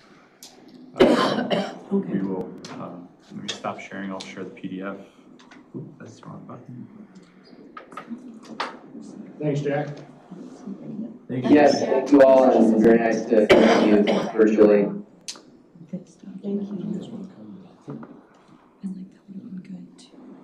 I don't think we received one on agriculture either, like the revisions. Oh, it was part of, so we gave you like the whole, like it was all together.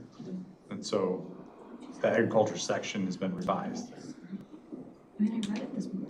You haven't received that yet. Okay. Because we didn't want to, as Oh, I'm sorry. staff, Okay. we talked about it and we didn't want to piecemeal it. We want to give you a complete document to review. Okay. So once we have this discussion tonight and they finalize their revisions, then we'll give you a complete new document to review. Okay. I didn't want to send you 4 chapters and. Sure, yeah. And I just felt like that would be confusing. Okay, well, I was just confused tonight because Sorry. we weren't really talking about what had changed, and so I was trying to compare it to the old document, and then there were new sections that I really hadn't had a chance to react to, so as long as we have time to react to them, I'm fine with that. So with only 10 minutes-ish left for tonight, do we want to continue on for a little bit extra time today, or do we want to press everything back one more meeting and do it with an extra meeting? Well, Give you plenty of time. if we could maybe be respectful of Ed's time. I'm willing to come back on another one. I learned more tonight than I'm gonna tell you, so. I was okay being here. Well, that's, Thank you, Ed. I mean, we can just turn to Ed, I with a real brief introduction maybe. Okay. So let me just say, you asked us in the green infrastructure section of the recommendations to add a separate element on basically preservation and restoration of oak woodlands, which we all realize is a very important subtopic within green infrastructure. So to make a long story short, I drafted this section, and just real quick, have you seen this or you haven't seen this? So you haven't seen it? no. So I drafted this section, and because Ed is an expert on the topic, he's what I call a guru or a visionary, he looked at it and he said, well, this is fine, but it probably doesn't go far enough. So he suggested a more broad kind of visionary solution in addition to this. And so I asked him to come tonight and kind of talk about that. So we can go back and revisit the basics next time, but if Ed's willing, maybe he can just spend a few minutes to talk about what he sees as a broader approach to really achieve the objectives I think you think is important. So I'll turn it over to Ed. Thanks. I think I got it down to 6.5 minutes, if that's okay. Go for it. Okay, and because I've been on committees before, there's a copy of what I'm saying for your minutes. So if you need to go back and revisit something, you can take a look at it. And so I want to thank Dennis and the commission for the opportunity to speak to you tonight, because it's about a topic that's very close to my heart and has been for 4 decades. And that's the future of the iconic oak ecosystems that are really a hallmark of what it means to live in McHenry County. So broad planning documents like the 2050 plan are by necessity very wide-ranging in scope, and they're expansive in the goals that are set forth in them. And that approach is necessary because you're trying to capture these overarching planning concepts that are going to unfold over 2.5 decades. And if you look at the way the technical advances are happening in construction and transportation, even the changing nature of work and how new economies are evolving all the time, many of the methods that are going to affect McHenry County's landscape and the people who live in it haven't even been invented yet, but they will happen during this 2050 period. That bird's eye approach to planning loses a lot of its value when you have to deal with the imminent collapse of ecosystems like oak savannas and oak woodlands. These systems have come into existence over what scientists call deep time. In the case of the oaks, that's a span that covers 35 million years of continually evolving and honed evolutionary pressure. And what those changes have created in the oaks is a living entity that is absolutely finely tuned to the conditions of the upper Midwest. Despite this very long journey of the oaks, I say to you as someone who has studied them in this county for over 4 decades that the trees have run out of time. If McHenry County is truly serious about ensuring that oaks are part of the next century, the few remaining stands of matured oaks need to be protected now. Based on what I see occurring on the land every day, we have no more than a decade to ensure that the most important groves survive. That's the truth of the matter, plain and simple, without any window dressing on it. Now, the Conservation District created a very landmark oak study in 2005 that identified every grove of oaks in the county over 5 acres in size. There were 2,888 of them. And this sounds like a large number of oak groves, but consider that only 154 of those were 25 acres in size or larger. That's 5% of the total number of groves. And that's really what we're talking about tonight in my comments. One could argue that eventually, even if it takes 100 years, if you plant new stands of mature trees, they'll eventually take their place. And in a general sense, this is true. But the new stands will not have developed on soils that have not been disturbed since the glaciers left 18,000 years ago. They will not have passed through thousands of years of deep time to develop the very complex tree-to-tree connections that form through an intricate system of mycorrhizae fungi and ancient soils that have not been damaged by pesticides or nutrients. We can save old growth stands, but we can't replace them. They're an irreplaceable resource. Now, over the past 25 years, McHenry County's made really great progress in efforts to preserve oaks, and we should celebrate those successes. I would say this county is light years ahead of every other county in the region with its approach. And what's going to be suggested in the 2050 plan's approach for oak preservation is wonderful ideas that are related to management and replanting, and those should continue, and I hope that they will. But this approach mostly continues what's been suggested for years already regarding the future of oaks. We already know that these tactics aren't enough, that the approach has limitations, including the fact that for the most part, these efforts are voluntary. Voluntary approaches to oak preservation work up to a certain degree, but they require time. Time for private landowners and for the organizations that work on them to become familiar with the issues and then choose to become involved. The long and the short of it is, there is no teeth in voluntary efforts related to preserving oaks, and the trees don't have that time.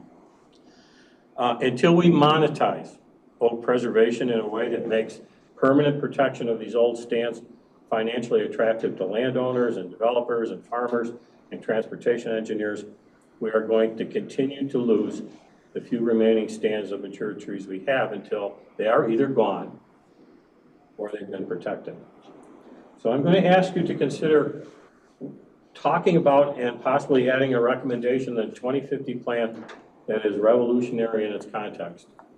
A concept that can make the next decade one that we look back at in 2050 and we say with pride, this is where we became really serious about the future of oaks in McHenry County. This is where we determined that we owed the future our boldest and our most courageous ideas. Here's the inflection point, where 35 million years of oak evolution melded into 200 years of a vibrant and growing county. Consider including a recommendation to create a temporary 10-year countywide tax or a bond issuance specifically for the protection of the last remaining 1,300 acres of old growth oak stands that are 50 acres in size or more that are left in McHenry County. Now, the Conservation District mapping data has already been shared with the county's GIS system. It's been shared with other regional partners like Chicago Wilderness and the Land Conservancy of McHenry County. It's updated on a regular basis, and the stands that have been destroyed since 2005 are removed from the mapping. Now, whether you identify such an endeavor as a carbon easement or a clean air tax or an oak preservation bond, it can be structured in such a way that it sunsets after a decade, when the work of saving the majority of those remaining tree stands can be completed. And because the value of easements are less than outright fee simple purchase, a 10-year program to protect these last large stands is likely to fall somewhere in the $7 to $10 million range. For comparison, the high-speed rail that's coming to southern McHenry County is $270 million. So maybe 7 to 10 million is a pretty cheap price tag for some oak trees. The funds could be made available specifically for buying conservation easements on privately owned oak groves that were identified as critical, protecting them from being removed permanently. Local municipalities, the county itself, non-governmental land trusts that operate McHenry County and the Conservation District could be eligible to apply. The use of conservation easements would ensure that the land remains in private ownership. And the program could be administered the same way the county administers its grant program to fund wetland restoration project as a result of funds that the counties receive for in lieu of wetland impacts for the stormwater ordinance.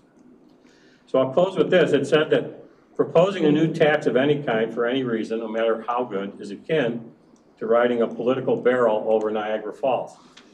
It generates a great deal of activity and lots of folks show up to see if the rider drowns, gets swept away by the current, or winds up smashed on the rocks. But every once in a while, a barrel pops to the surface, the rider exits unharmed, and people rethink what it's possible to accomplish in a very dangerous and uncertain future. In her book, Finding the Mother Tree, author and biologist Suzanne Simard described her remarkable discovery 10 years ago that the mature trees in an old-growth forest are in continual communication with the rest of the forest, and in particular with their immediate offspring. They share plant sugars with their offspring, and they attempt to nourish them when they fall ill to pests or infection. The data seems to suggest that they literally carry the accumulated wisdom of the forest within them, and they communicate this knowledge to younger trees through patches of soil fungus where the roots of multiple trees interface below the ground. In other words, the entire forest is always talking. If her research tells us anything, it's that perhaps we owe these oldest citizens of our county a far different conversation than we have provided for them over the past 200 years. I know it's a difficult thought to imagine a bond or a tax, but there it is, plain and simple. Those trees need us in the next 10 years, or most of them won't be here. And on another note, I know you're going to talk about water, so I have a quick suggestion. Nipperson Creek would make a great designation as a national scenic waterway, and it would help feed the ecotourism of the county. If you have questions about oaks, I will keep you here till 9:30 if you'd like. That was 8 minutes, but thank you very much. Thank you.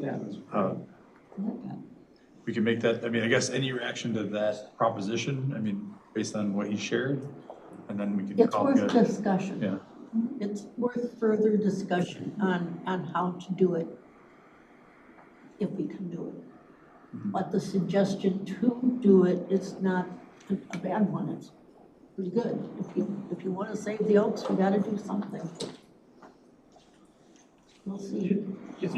Just to follow up that question, if there's enough general kind of initial support for what I just suggested, I'll work with Ed to get some, maybe a little bit more concise language added to this section, maybe a text box or something like that. And we can then discuss it in more detail. Does that sound plausible to everybody? I think that's a great idea. That's a good idea. Consensus is to move ahead with that. Yes. Yes. Thank you, I'm a new grandfather, so I'm leaving. Congratulations. So, how much more do we have to do tonight? No, I mean, sounds like we're good, just. We're good? Dennis, again, I appreciate your time, so I mean. Yeah, and I would still like to go through this section and not tonight, but whenever you have time. And also you had some other suggested changes. And I know Brian has even more in the water resources. So we don't have a lot of face time with you, and we're certainly willing to spend that time if you want us here. So we're happy to come back and actually have I that think conversation. that sounds like a good idea. Yes. We're trying to get this all accomplished finish it by the first quarter of next year. Yeah. Certainly don't want to go, and as soon as we start getting into election time and other stuff, we want to have this all finished. If we can do that, Yes. we'll do that next month. I mean, we'll talk, do further discussion next month, and then come back and go over whatever we need to go over. Yeah, and the House Levine team, in addition to working with these guys to get that pinned down, we're continuing to refine that land use framework. Okay. We'll be hosting some virtual / in-person meetings with I see, municipal yeah. township representatives to talk about the basic presentation you guys saw last time with some modifications to that map based on the conversation we had. Okay. So we'll keep moving forward with that. Okay. Then we'll call this meeting finished for this evening. You need a motion to adjourn? Well, I can call it, but you're more than welcome to. Sure. I defer to you. Okay, I am calling this meeting adjourned, and we will meet again next month. Or Thursday is gonna be no. Yeah. One more. He's like, wow. Oh, that's good. You just gave us a whole other. We'll send a note out to